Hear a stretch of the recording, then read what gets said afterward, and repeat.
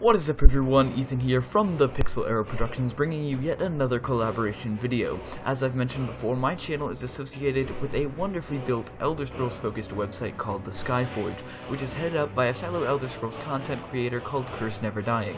Making an account on that website is free, and you can do so through the link in the description if you so choose. The Skyforge is home to many sorts of Elder Scrolls content, including some awesome written builds. Curse himself makes some great quality builds and posts them to the website, and through this collaboration, we are transitioning one of his amazing builds from the written format into the video format, along with some extra new features that I have added to the build, such as a fully fledged backstory. Originally, this build was created in tandem with another Elder Scrolls builder called Techum, so credit to him and Curse for that. Throughout the video, you will see not only my usual cinematic footage, but some combat footage taken on legendary difficulty with several combat modifications to make the fighting even more difficult. These combat clips have been provided by Curse. For any of you who are subscribed to the channel, you will know that I've been planning to bring a new build format to the channel for some time now. That said, this is the first video done in that new style I've been working on, so let me know how you like it and what you think of it. Make sure to leave your suggestions in the comment section below. This is going to be quite a long video, so know that there are timestamps in the description to help you navigate the presentation, but with all of that out of the way, let's not delay any further in looking at how to create this unique character, the Dancer of Two Moons.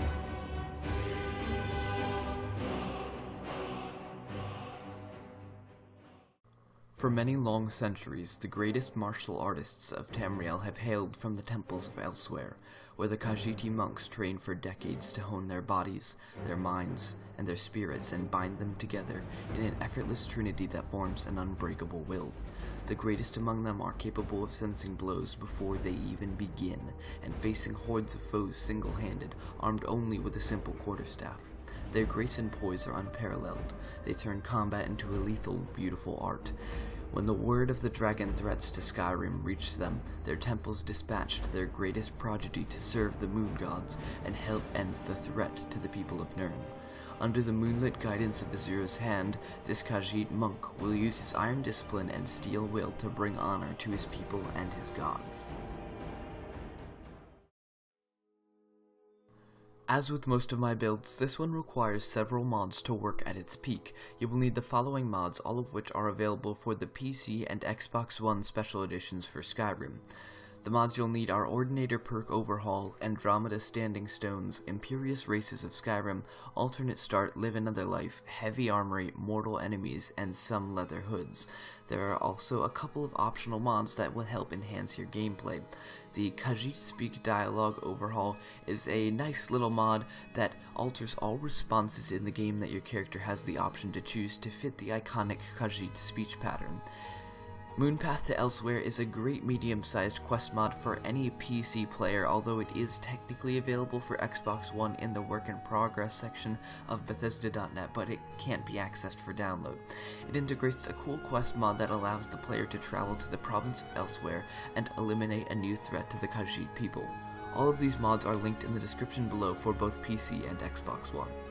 The Dancer of Two Moons will be a Khajiit of Elsewhere, a feline race that has a natural affinity for agile movements and the ability to travel unseen. As a Khajiit through the Imperious Races of Skyrim mod, he will start with 90 health, 105 magicka, 105 stamina, 0.5% health regeneration, 3.125 magicka regeneration, 5.25 stamina regeneration, and 300 carry weight. With the Imperious mod, Khajiit are naturally gifted with 3 passive abilities and also 1 racial power unlockable through a quest that is given as soon as the playthrough begins.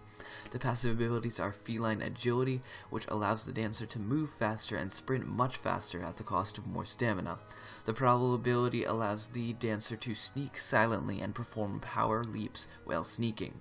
Finally, Rowlith Kaj enables the Dancer of Two Moons to utilize claw power attacks that deal bonus damage based on his stamina. The racial power that is received after completing the quest is called Perception, which can be used at will, and it improves night vision and dampens all non-essential sounds, heightening the Khajiit's senses. As to a standing stone, the Dancer of Two Moons will use the Shadow Stone. With the Andromeda mod, the Shadow Stone grants 2 new passive abilities and 1 new unlockable power. The first of these passive abilities is Blur, which increases movement speed in combat by 20%. Hide in Shadows increases the effectiveness of sneak attacks by 20% if they are performed near a wall or other obstacle. The unlockable power is Shadow Step, which can be used at will. It allows the user to expend 50 points of stamina to dash to a nearby target within 75 feet. The active ability and unlockable power with this stone won't be too useful for this build, but the passive increase to movement speed in combat complements the character's style perfectly.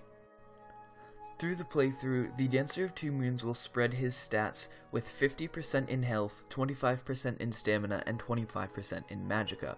If you tend to be the sort of person that values lethality over survivability, put 50% in stamina and 25% in health. Essentially just switch the 2 stats around so that you can perform more power attacks and do higher damage in general. There is a small magic element to this build, and you will require all the flesh spells from the Alteration tree, including Oak Flesh, Stone Flesh, Iron Flesh, and Ebony Flesh. With the ultimate goal of eliminating the dragon threat to Skyrim, the Dancer of Two Moons will also use several shouts to his advantage, including Slow Time and Dragon Rend. As to his equipment, he will use a quarterstaff, which is an unassuming weapon of ancient design that is wielded by the masters of the Bojutsu style of combat. I went for an ancient Nordic quarterstaff for the aesthetic, but it may be more efficient to use a silver quarterstaff for more effective against undead opponents. Apart from that, you will need your claws, which are employed by the ancient art of Hrothgar, which focuses on the use of a Khajiit's natural weapons to aid him in combat. Although the Dancer's armor doesn't have to be anything specific, in this video I used a Whiterun Guard's cuirass, a brown leather hood with a scarf from the Some Leather Hoods mod that I mentioned earlier, and wolf gauntlets and wolf boots from the companions. Throughout recorded history, nearly all races have adopted one form of martial arts or another. However, martial arts hold an especially prominent place within Khajiit culture.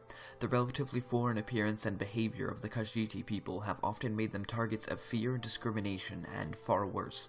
Kidnappings, enslavement, persecution, and numerous invasions upon their homeland have inspired the Khajiit to take a deadly serious interest in the art of self-defense. Many unique forms of martial arts have emerged from the great temples of elsewhere. The Gotfang style, the Whispering Fang, and the Hrothgar are some of the most renowned disciplines, although precious little is known about these styles of unarmed combat outside of elsewhere. Whatever the discipline, their practitioners are trained to move like water and strike like the wind, with razor-sharp claws honed through years of training into lethal weapons. A Khajiit's chosen discipline and status therein are often reflected in the prefixes adopted in their names. These prefixes act as formal titles as well as badges of honor for skilled Khajiit.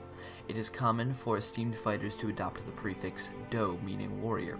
Such a prestigious title is reserved exclusively for the likes of master martial artists and the main's personal guard. The Dancer of the Two Moons, however, is a unique title once granted to a great prodigy skilled in the ways of the Hrothgar and Bojutsu styles. This Khajiiti monk was trained from birth in the ways of his people's ancient and effective ways of martial combat. Seldom did he leave their ancient monasteries. What little time he did not spend training was occupied by intense study of ancient lore and teachings of the divines of the pantheon of elsewhere. Even before he had completed his training, the Dancer of Two Moons wielded both his staff and claws in a perfect harmonious stance that the elders likened to the moons themselves as they danced among the stars. At the end of his training, few even compared to the deadly precision and lethal grace of the Dancer of Two Moons. The monk was very well versed in the history and the ways of his people, as were all Khajiit who lived and traded alongside him within the temples. His kind had endured centuries of derision, distrust, and slavery at the hands of other races of men and mer. Reasonable it was, then, for the monk to question the task passed down to him by the temple elders, whence the threat of the dragons loomed from the north. In his mind, to aid those who did not see fit to even allow Khajiit within their walls would be very foolish indeed. Nevertheless, the monk journeyed to Skyrim, remembering the words of wisdom from his elders at the temple. "Foolish is the Khajiit," they said, "who does nothing as his neighbor suffers, for trouble can walk and will surely find Khajiit next." When he arrives in Skyrim, the land is under siege by a seemingly unstoppable force, and in desperate need of help. Dragons are a very real threat and are a grave danger to Skyrim and the lands beyond its snowy and mountainous borders. Little does the Khajiit monk know that his destiny lies at the center of this turmoil. The Dancer of Two Moons will use several major skills to aid him in combat. These are Light Armor, Alteration, Two-Handed, Block, and Alchemy. From the Light Armor tree, you will take Light Armor Mastery, Light Armor Fit, Iron Fist, Sweeping Hand, Rushing Tide, Breaking Waves, Initiative, Windrunner, Keen Senses, Evasive Leap, War Dancer, Glancing Blows, and Tempting Fate. From the Alteration tree, you will take Alteration Mastery, Alter Resistances, and there you'll select Fire and Frost, Alter Attributes, and there you'll select Health, and Home Mythal. From the Two-Handed tree, you will take Two-Handed Mastery, Crushing Blows, Batter, Avalanche, and Pendulum. From Block, you will take Block Mastery, Timed Block, Quick Reflexes, Block Runner, Poke the Dragon, Apocalypse Proof, Timing Streak, Break Their Teeth, Deliverance, and Dragon Scales. From the Alchemy tree comes the Alchemy Mastery, Physician, and there you'll choose Stamina, Advanced Lab, Stimulants, and Crimson Haze. In general, the Dancer of Two Moons levels quite quickly. Block, Two-Handed, and Light Armor, through perks that involve unarmed damage, will all be in consistent use in combat, making progression move at an encouraging speed. The only skills that may lag slightly behind are Alteration and Alchemy.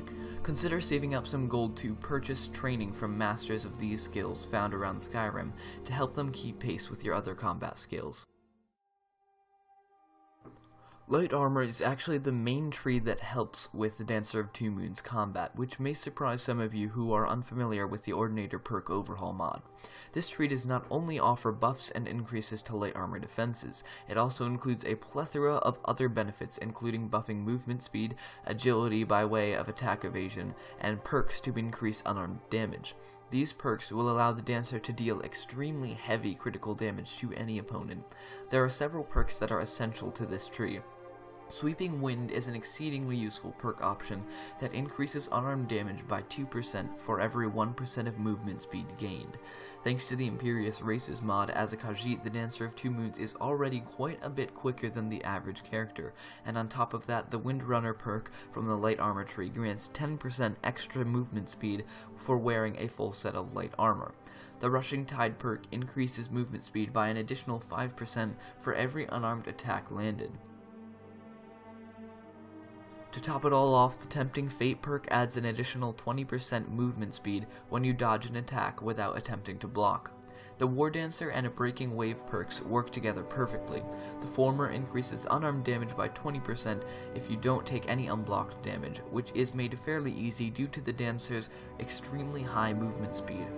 Breaking Waves makes every single attack into a critical hit so long as War Dancer is active. With all of these perks stacked up and taken advantage of, the Dancer of Two Moons becomes nearly unstoppable in battle.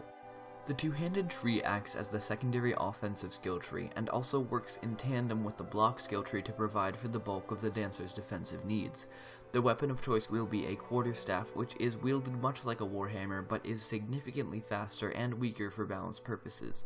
The Two-Handed tree is not being perked predominantly for offensive damage material, but rather for two key perks, Avalanche and Pendulum, which both offer unique means of disrupting enemies. What makes this skill tree so dangerous in the hands of the Dancer is how quickly one can chain together power attacks with a quarterstaff. Avalanche activates whenever a forward power attack is executed. If it connects, it will cause the enemy to stagger almost to the point of falling over completely whenever they take unblocked damage from any source whatsoever. This even includes unarmed attacks. The Pendulum will cause all but the most massive creatures hit by two opposite sideways power attacks within 10 seconds to be completely knocked off their feet and scattered. This is the perfect way to thin the herd when fighting a large group, as getting knocked over by the Pendulum will take enemies out of the fight for several seconds and give the Dancer some time to take out several other enemies quickly without any real resistance. The defensive half of the Dancer's quarterstaff use. The block tree is used primarily for the time blocking perks, which reward the Dancer for reflexes and awareness of enemies. Between two-handed and block, your staff is essentially more of a shield than it is a weapon. Block takes the disruptive options offered by the two key two-handed perks even further, with massive bonuses to be gained from skillful timed blocking. With that being said, the most essential perk of all the key block perks is timed blocking. The way it works is that whenever an enemy attacks you while blocking within 1 second of raising your defenses, that triggers a timed block. Doing this will mitigate more damage than a standard block and stagger your attacker. 3 successful timed blocks in a row trigger bonus effects, courtesy of the following perks. Timing Streak will restore 75 stamina, Deliverance grants you 10% attack damage for 90 seconds, which will stack if you continuously perform trios of timed blocks within the allotted 90 seconds. Break Their Teeth will stagger everybody within an 8-foot radius and violently disarm your last attacker. Last but not least, Dragon Scales will completely negate all damage taken during a timed block so long as you have stamina remaining. Keep in mind that all of these bonus effects will be active if you perform a successful trio of timed blocks. Quick Reflexes works just the same as it does in vanilla Skyrim, and is invaluable for dodging those heavy power attacks. Just as in vanilla Skyrim you can trigger an extended slow time if you use the slow time shout while Quick Reflexes is active. If you find yourself having difficulty engaging enemies unarmed, this will help tremendously. As to the alteration tree, Ordinator's rendition of this tree does not deviate much from the overall point of its vanilla counterpart, particularly for the dancer's purposes, which is to provide utility and augmentations. While lightly perked in this build, Alteration provides some well-needed bonuses to the build's resistances and defense. One thing that makes Alteration unique in Ordinator is that certain perks offer branching choices when selected. For the perk Alter Self, it's best to choose Fire and Frost resistance, since those are the two most common elements you'll likely run into when fighting enemy mages. For the Alter Attributes perk, the recommended choice is Health. As a lightly armored melee combatant, health will be key to your survival, but if you're the type to prefer lethality over survivability, then choose Stamina instead. Last but certainly not least is the Home Mythal perk, which grants up to 20 times Alteration spell durations whenever they are cast in the vicinity of the Home Mythal. You should hold off on taking this perk until you've settled on a suitable player home. The exact spot you're standing on when you activate the perk becomes the permanent spot for your Home Mythal, so plan accordingly. On the other hand, Alchemy receives a considerable boost in Ordinator over its vanilla counterpart. With key perks unlocked, you can gain not only the benefits of your own concoctions, but other additional stat boosts simply for gulping down a potion, many of which synergize well with the potions that are already within your repertoire. The Stimulants perk will increase your stamina regeneration by 2% of your maximum stamina per second for 30 seconds whenever you consume a potion. It's worth noting that this will stack with stamina regeneration effects from potions. The Crimson Haze perk causes Stimulants to also increase your movement speed by 10% for 30 seconds. Since movement speed also determines your unarmed power attack, you're basically getting a free attack boost with every potion you drink. Advanced Lab will boost the potency of your potions even further, but only at the alchemy station that you choose to turn into an Advanced Lab. For this reason, you'll want to be careful what location you choose. Our recommendation is to turn the alchemy lab within your player home of choice to an Advanced Lab. It makes sense to have your Home Mythal and your Advanced Lab situated in the same home. Last up is the Physician perk, which offers 3 branching choices. The best option is to pick Stamina. Your attack power is largely predicated on how much current stamina you have, so it's to your advantage to get the most out of your stamina replenishing potions regardless of whatever you prioritize, whether it be health or stamina in your stat distribution. Now that we've determined the best perks to take from the alchemy skill tree and why they are so viable, let's take a look at some nifty potions that will certainly prove useful in your travels and have been designed specifically to complement the Dancer of Two Moons playstyle. Inner Balance is the first potion, which requires a Torchbug Thorax, Hissed Carp, and Lavender. The effects are Fortify Stamina, Restore Stamina, and Lingering Damage Magicka. Maximizing stamina is crucial to ensuring that your attacks continue to operate effectively and that your blocks properly mitigate inbound damage. This is a fairly cheap and simple recipe that you can use often to ensure your stamina is always charged. The Lingering Damage Magicka effect can be bypassed fairly easily with other recipes, but as Magicka is really only needed when casting your flesh spells from your home mythal origin, we can spare the magicka in normal combat. Grace of Keenarthi requires a blue matin flower and wheat, and the effects are Fortify Health and Restore Health. This one is a simple unclassable potion that is pretty much universally helpful to any alchemist or other character, and there is no exception here. Also, this is an easy option to trigger your stimulants perk from the alchemy tree on command, as the ingredients are cheap and sustainable, and the Fortify effect is useful even at the start of a skirmish. Sirendar's Might requires Bleeding Crown and Tundra Cotton, and its effects are Resist Magic and Fortify Block. This is the Dancer's primary defensive tonic, critical against mages, and also gives a nice buff to blocking physical attacks. Consider keeping a small stock of secondary elemental resistance potions as well, using snowberries as a base to further provide Resist Frost and Resist Fire. This potion is good for particularly powerful mages and especially dragons.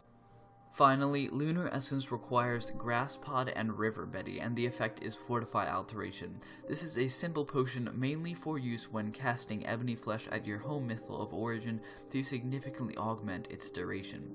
If you're on PC and want to use these unique names for your potions, try the Jaxon's Renamer, which is a cool little mod that will allow you to rename most items in the game. As for console players, there doesn't seem to be an equivalent of this mod for us, so we'll just have to wait for a port. As for his combat style, the Dancer of Two Moons is extremely unique, and this is because unlike other builds, he is a master of two distinct fighting styles, just as there are two moons in the sky. Rawlith Kaj is an aggressive hand-to-hand fighting style with tremendous damage potential in the possession of a master. Conversely, Bojutsu is a stalwart defensive style, utilizing a quarterstaff that favors a strong defense with the ability to keep enemies off balance. The Dancer employs both of these deadly styles with the same effortless grace, and both combat styles have a unique ability that the Dancer of Two Moons can use through a number of different perks, effects, abilities, and powers. Rawlith Kaj uses fast, powerful strikes that are delivered with deadly precision. Rawlith Kaj is a deadly hand-to-hand fighting style that favors swift dodging and deadly counter-strikes. As you dodge attacks and deliver blows of your own, your movement becomes even faster and your power attacks become more lethal. Chaining them together can make you an exceptionally quicker and stronger opponent as your enemies tire. Dodging is imperative with the style. If you take unblocked damage of any kind, you lose your War Dancer buff for several seconds, severely reducing your unarmed damage. Conserving your stamina to avoid attacking head-on is extremely important. Once again, stamina management is imperative. Let your opponents make the first move and leave themselves open. Each unarmed attack will increase your movement speed slightly, and dodging a power attack will increase your movement speed by 20% for the duration of combat. With heightened movement speed and high remaining stamina, your power attacks will do much more damage, turning power attacks into a devastating critical blow. Rawlith Kaj uses the 1000-fold Fury ability. This one allows you to strike your opponent repeatedly, building up momentum for a single devastating power attack. If you remain undamaged while building up this momentum, this power attack will be a lethal critical hit, striking with the fury of 1,000 claws.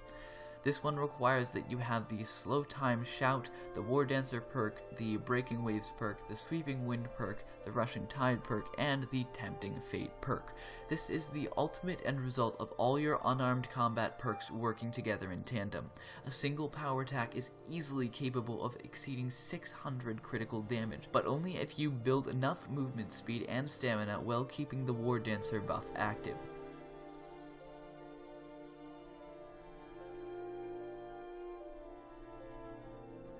For the Dancer of Two Moons, Bojutsu is the shield to the sword that is the Rawlith Kaj style. Quarterstaves, although weak, have a long reach and are quite fast, perfect for keeping enemies at a distance, creating openings, and disrupting and scattering the enemy's group.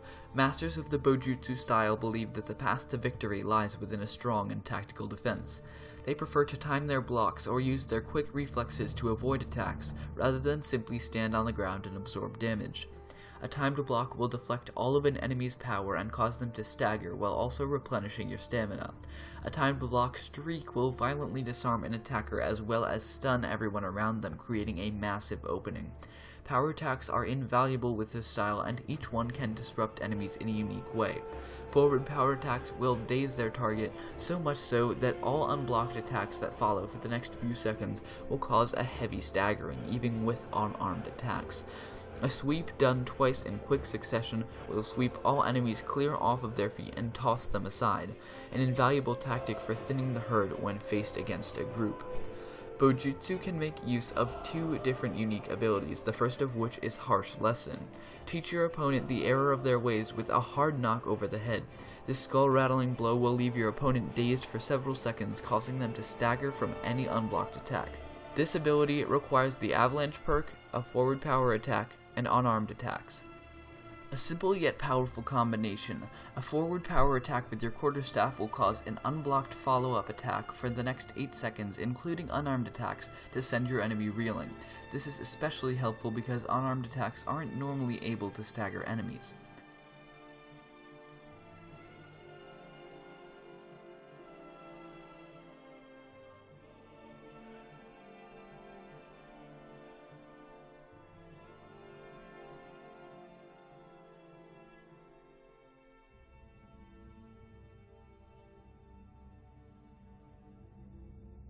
The next ability is Lunar Balance. In the heat of battle, you achieve an extended state of perfect mental clarity and perception, whereby enemy attacks are much easier to anticipate and evade.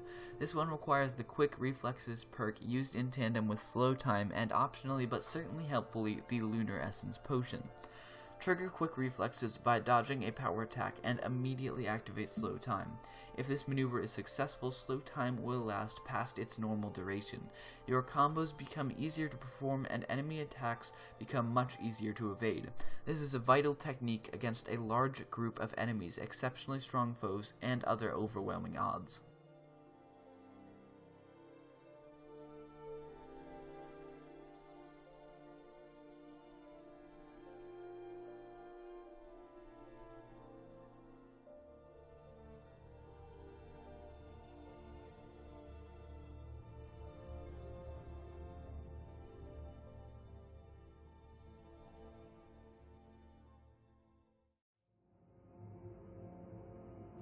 Of course, in general, role-playing and quest lines for your character are ultimately up to you, but there are still certain parameters that should be met in order to fit with the lore of this character.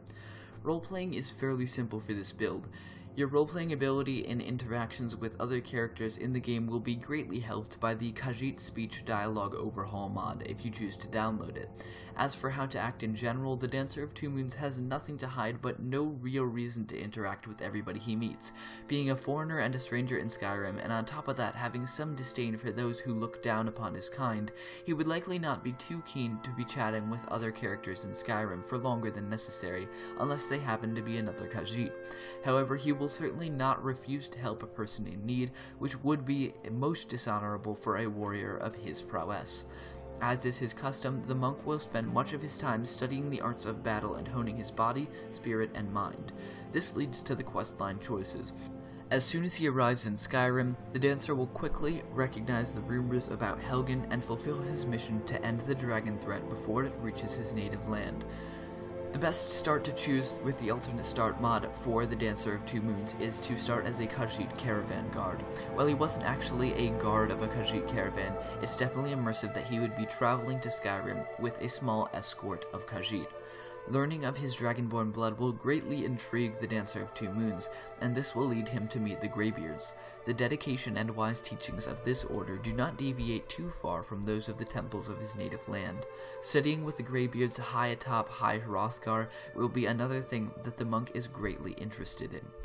After, or perhaps during the quest to eliminate the dragon threat, the monk will discover and join the Companions, a great and honorable group of warriors. Joining their ranks will offer him the unique opportunity to study the Nordic style of combat and thus expand his already extensive knowledge on the art of combat. After the dragons have been eliminated, the dancer will discover that his work in defying the dark threats to Tamriel lurking within Skyrim is far from over. It is rumored that an organization of vampire hunters has risen up to combat a powerful and ancient vampire clan infecting Skyrim's furthest northern shores. And perhaps more dangerous, cultists have entered the mountainous province, proclaiming their faithfulness to a wicked lord who may just be another dragonborn. With these two threats left still to face, the monk is still a long way off from returning to his home in Elsewhere. The civil war that rages in Skyrim at the same time is a local affair, and thus none of the monk's personal concern, nor is it the business of the temples of Elsewhere to get involved. The dancer knows full well that he is acting as an ambassador of his people in the foreign land of Skyrim, and his involvement would risk quarrel between the Khajiit people and the North or Imperials. As mentioned before, PC users have access to a very well-designed quest mod called the Moon Path to Elsewhere, in which players can journey to the province of the Khajiit and fight for the native people. This would be a perfect ending to the Dancer of Two Moons story should you choose to download and play this mod. This finally brings us almost to the end of today's build, but there's still a few final things to cover for the Dancer of Two Moons. As mentioned before, housing is almost a must for the two perks that are imperative to this build, Home Mythal and Advanced Lab. The Dancer would certainly not covet any ostentatious or extravagant residences. Breeze Home is perhaps the most convenient as it is located relatively near to both the Companions and the Greybeards, which are both groups that the Dancer spends considerable time with.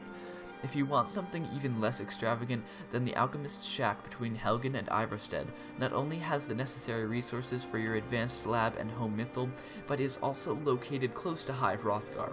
Of course, you could also make your home within your Vaskir, or alternatively, download one of several mod options to live up on High Hrothgar, including High Hrothgar Player Home Overall for PC and Hrothgar Hollow for Xbox One. Once again, all these mods mentioned will be in the description of this video.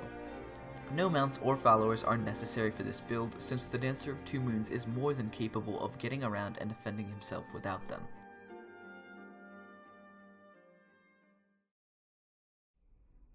And that just about covers all of it. Thanks so much for sticking around to the end of this very long video. I had loads of fun working on this collaboration with Mr. Curse Neverdying. Once again, join his amazingly organized Skyrim community over at the Skyforge, which I personally am a part of. There are some really great written builds over there just like this one to have a look at, as well as many other features. And if you have some time, kindly check out their official YouTube channel, Skyforge TV, for more awesome Elder Scrolls content like the gameplay you saw in this video. If you did indeed enjoy this video, leave behind a like and a comment with your feedback to let me know what you thought of it. Once again, thank you so much for watching. I've been Ethan from the PixelArrowProductions. This has been the Dancer of Two Moons, and I will see you in another video.